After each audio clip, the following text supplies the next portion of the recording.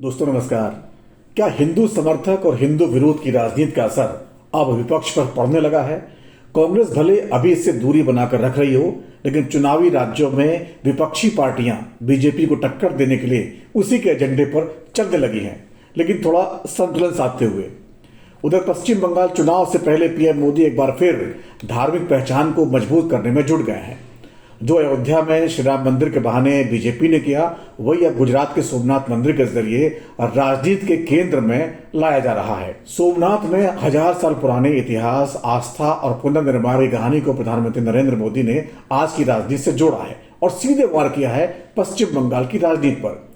मोदी वैसे ही हमला इस बार इतिहास के झरोखे से कर रहे हैं, जैसा कुछ साल पहले अयोध्या में श्री राम मंदिर निर्माण के दौरान नेता प्रतिपक्ष राहुल गांधी या कांग्रेस के किसी भी बड़े नेता का अयोध्या मंदिर न जाने पर किया था। पीएम मोदी ने इन दोनों को जोड़ते हुए साबित करने की कोशिश की है कि विपक्ष हिंदू विरोधी राजनीति करता है और कांग्रेस की पॉलिसी आज की नहीं है, बल्कि 1951 में भी नेहरू जी ने सोमनाथ मंदिर पर यही किया था। मोदी के इन्हीं हमलों का असर है कि जिन राज्यों में आगे चुनाव होने हैं, जैसे पश्चिम बंगाल और यूपी, वहां के नेताओं ने मंदिर निर्माण पर जोर देना शुरू कर दिया है। जिस तरह बीजेपी ममता बनर्जी पर हिंदू विरोधी होने और मुस्लिम तुष्टीकरण करने का आरोप लगाती है, उससे बचने के लिए ममता सरकार ने पश्चिम बंगाल के दीघा में और जो उड़ीसा के पुरी में है, वहां जो जगन्नाथ मंदिर है, उसी की तर्ज पर एक विशाल मंदिर का निर्माण करवाया। इतना ही नहीं, ममता ने हाल ही में गंगा सागर पुल के निर्माण के लिए भी 1650 करोड़ रुपए देने का ऐलान किया है। तो उधर समाजवादी पार्टी के मुखिया अखिलेश यादव ने उत्तराखंड के प्रसिद्ध केदारनाथ धाम की तर्ज पर इटावा में मंदिर बनवाने का ऐलान कर रखा है और उनका मंदिर बन भी रहा है। अखिलेश ने बाकायदा इसके मॉडल की फोटो पोस्ट करते हुए बताया है इटावा में केदारेश्वर मंदिर की स्थापना हो रही है। उन्होंने एक्स पर पोस्ट करते लिखा, कोई अदृश्य करवाता है तभी ऐसा बड़ा काम आकार पाता है। तो इटावा के केदारेश्वर मंदिर के बाहर जो स्वरूप है उसको आकार ले लिया उसने, ये बताया अखिलेश जी ने। मंदिर में नेपाल से मंगवाए गए शिवलिंग की विधिवत स्थापना हो चुकी है। इटावा के यमुना नदी किनारे स्थित बाबा केदारेश्वर मंदिर में दक्षिण भारत के मैसूर में स्थित प्रसिद्ध मंदिरों की तरह नंदी की स्थापना भी की गई है। केदारेश्वर मंदिर के भीतरी और बाहरी हिस्से के लिए दक्षिण भारत से खास तौर पर पत्थर मंगाए गए, जिन पर सर्दी, गर्मी और बारिश का असर नहीं पड़ता है। इन पत्थरों को लगाने के लिए दक्षिण भारत से करीब 50 कारीगर बुलाए गए हैं जो काम कर रहे हैं। तो केदारेश्वर मंदिर यमुना नदी किनारे और लायन सफारी जो अखिलेश का ड्रीम प्रोजेक्ट था, उसके सामने बनाया जा रहा है, जिससे जो लायन सफारी आएगा देखने, वो ये मंदिर भी देखेगा और समाजवादी पार्टी की जो सेंटिमेंट है, हिंदुओं के साथ जोड़ने की जो सेंटिमेंट है, जो विरोध किया था कि वो ऐसा नहीं करते हैं, उस पर जो है इस पर चोट पड़ेगी। अखिलेश के इस पोस्ट के सियासी मायने निकाले जा रहे हैं, जिस पर पक्ष और विपक्ष में लगातार प्रतिक्रिया भी आ रही है। पहली बात। दूसरी बात, मैं आपका जवाब देना शुरू करता हूं कि वो 1951 का मसला उठा रहे हैं कि नेहरू जी ने तब क्या किया और क्या नहीं किया। मेरा एक बहुत उनसे साक्षी प्रश्न है अभी के उसमें कि मुझे बताएं कि जब राम मंदिर निर्माण का शिलान्यास होना था तो रामनाथ कोविंद जी को क्यों नहीं बुलाया गया? अगर ये इतने बड़े हिंदू प्रणेता नेता बनते हैं अपने आप को, तो क्या वो बेचारे अगर एक एससी वर्ग से आते हैं तो क्या उनका वहां अधिकार नहीं बनता? और जब मंदिर का उद्घाटन किया गया तो क्यों वहां पे हमारी महामहिम राष्ट्रपति द्रौपदी मुर्मू जी को नहीं बुलाया गया उस उद्घाटन के कार्यक्रम में? देखिए नवीन सर, सबसे पहले तो मैं ये कहता हूं कि जवाब जो है उसे देना ना देना ये बात अलग है, लेकिन जो सवाल है बात उनकी है कि आप सवाल आपका जवाब के लायक है या नहीं है।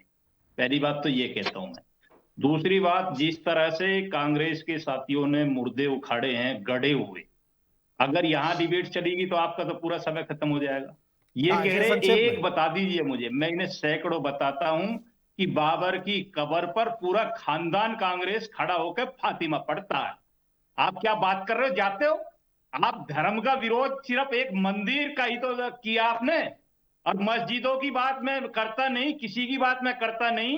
और आप नटवर सिंह की किताब निकालिए और उसको पढ़िए, बुक को, उसमें सारा चीज निकल जाएगा, इंदिरा जी की पूरी कहानी याद आ जाएगी। आप एक धर्म को तोड़ते रहिए।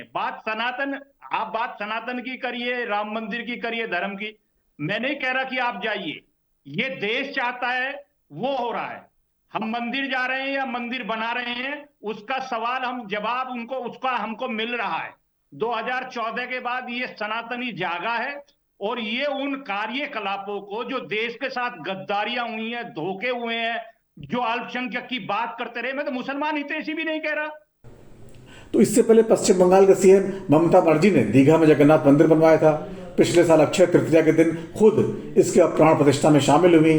दीघा रेलवे स्टेशन के पास 22 एकड़ में फैले इस विशाल जो एक अहाता है, उसकी परियोजना की शुरुआत पश्चिम बंगाल सरकार ने साल 2022 में कर दी थी। इसकी अनुमानित लागत करीब 250 करोड़ रुपए है और पूरा का खर्चा ममता सरकार ने दिया है। और इस मंदिर के निर्माण राजस्थान के लाल पत्थर और मंदिर के फर्श पर वियतनाम से आए मार्बल का इस्तेमाल किया गया। इस मंदिर को कलिंग स्थापत्य शैली से बनवाया गया है। मंदिर के शिखर की ऊंचाई 65 मीटर है। इसको बनाने में 2000 से अधिक कारीगरों ने 3 साल तक काम किया। और मंदिर परिसर में जगमोहन, भोग मंडल, गर्भगृह, नट मंदिर, इनके साथ कई देवताओं की मूर्तियां लगाई गई हैं और बड़ा भव्य मंदिर है। करीब 34 फुट ऊंचा 18 मुख वाला अरुण स्तंभ काले पत्थर से बनवाया गया है, जिसके ऊपर अरुण देवता की मूर्ति लगाई गई है। इस मंदिर में अश्वद्वार, हास्य द्वार, व्याघ्र द्वार, सिंह द्वार सब बनाए गए हैं। तो विपक्षी नेता भी कहने का मतलब यह है कि बीजेपी के हिंदू नैरेटिव को टक्कर देने और हिंदू विरोधी का टैग हटाने के लिए अब मंदिर निर्माण करा रहे हैं। तो ये आज की बदलती राजनीति है, जिसका असर कहीं न कहीं देखा जा रहा है। तो सोमनाथ से लेकर अब इटावा के मंदिर की बात कर लें या दीघा में ममता बनर्जी के बनवाए मंदिर की बात कर लें, ये सब चल रहा है। लेकिन कांग्रेस कहां है? मुख्य विपक्षी दल कांग्रेस क्या इस राजनीति के केंद्र में आएगा? ये बड़ा सवाल बना हुआ है।